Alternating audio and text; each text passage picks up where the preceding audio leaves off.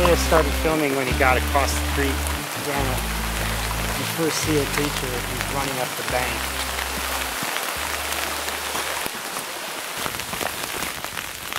So we're still at about 30, 50 feet. He's not even filming yet, necessarily. Somewhere around here. She would have been about 100 feet away. Back in there. Back against some of this kind of tree stuff that we growing here. And there are those nice big trees in the background you start to see. But they look like they're growing way up on the hill. They do. We'll find out more when we get closer. So we may have to pause it farther upstream a little ways. Here's another one of these like little puddle things you see in some of the footage. Oh, it's red. Young red. Yes. Overgrown a little bit. There's a stump right here on the back side of this, and there's a hole. Low point. Seep hole. There it is. That's not that close to Patterson. I mean, Patterson's back in here with his camera angled up, so he's looking over across the creek. His position on the creek and running across the creek would not have allowed for that wet part to be the creek. No, you see where he crossed the creek. That's closer to the creature than Patterson, probably. Right, here where he crossed the creek. So that's got to be something besides the creek. It's some kind of a spring or a seep or some an upwelling where water's accumulating. And then, you know, you go across, suddenly it's on the other side, and then you see the creature walking back in here. I mean, that's Patterson's running up to that, and she's retreating. These are the first few frames of the film. You know, potentially the first frame right there.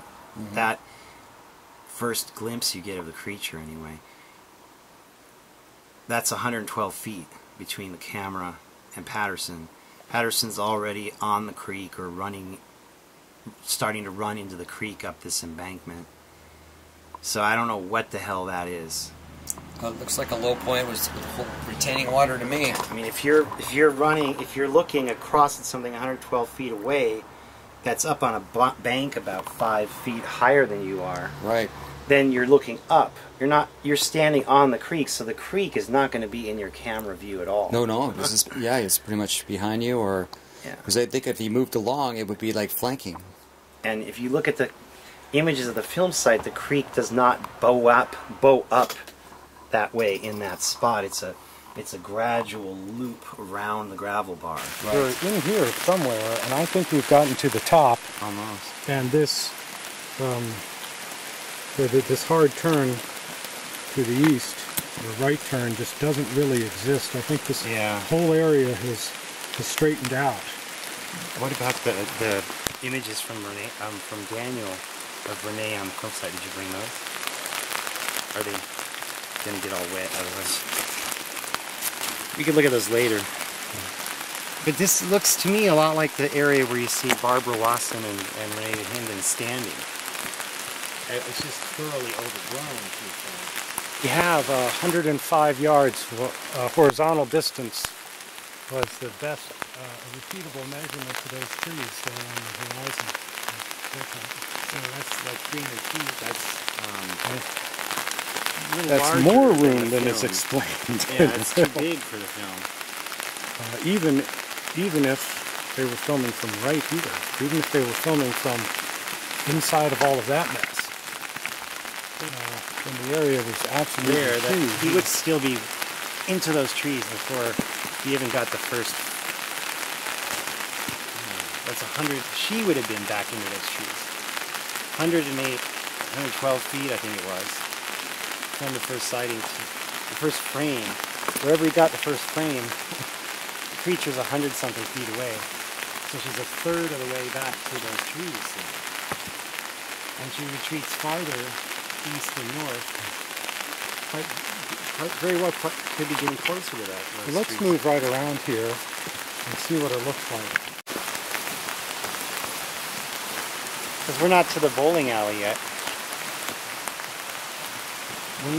Renee Hinden's mark on the map would have to be like here or up there, at that bend right there.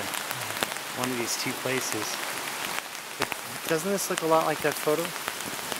I mean, the way it kind of goes in like this onto the sand. The trees are in the way. He's another one of those big stumps.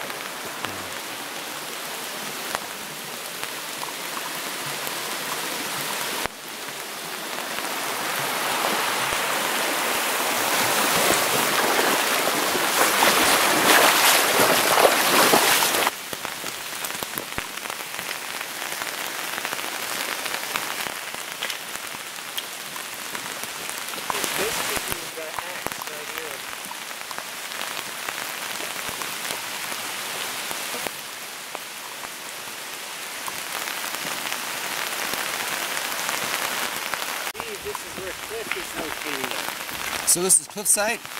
I believe so. Where he thinks it started? The sandbar being up there now, some 6-7 feet high or more.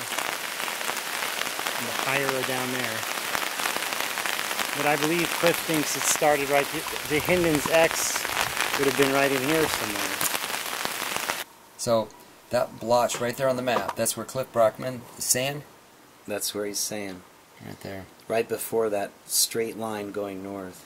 So it basically it's just down river from the bowling alley, the long straightaway. Right at the base of it. So the slide area is relatively close to the spot. So the rock slide on the road. You say it slides about right here? Actually, I would think so, yeah. It's all done by talking and email. But the Hattie's creature would have been walking through here. There is a nice sandbar up there. And at the appropriate distances, you can see those trees get a lot closer here. Those big firs in the background. According to the Titmus diagram, Hattie would have come out, the film would have stopped in here.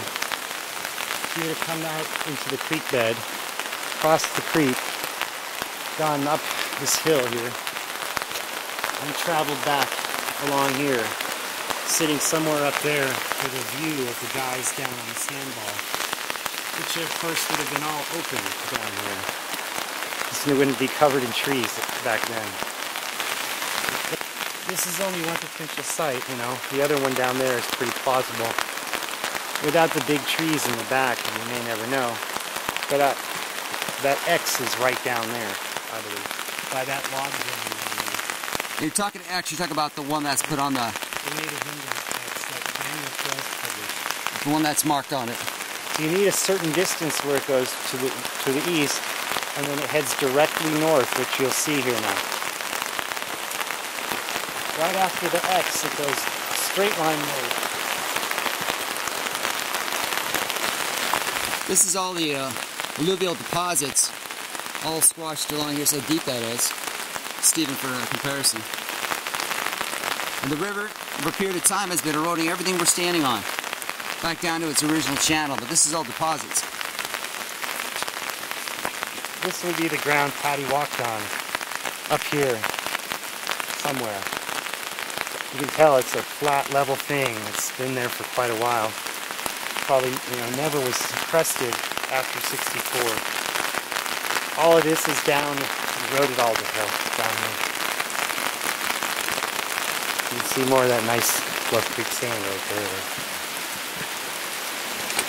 Looks like exactly what you see in that Lyle Laverty photograph of the print. Yeah. Get how it holds that form there.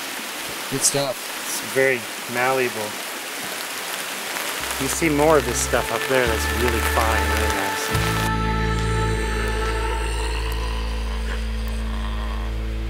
BIGFOOT lives.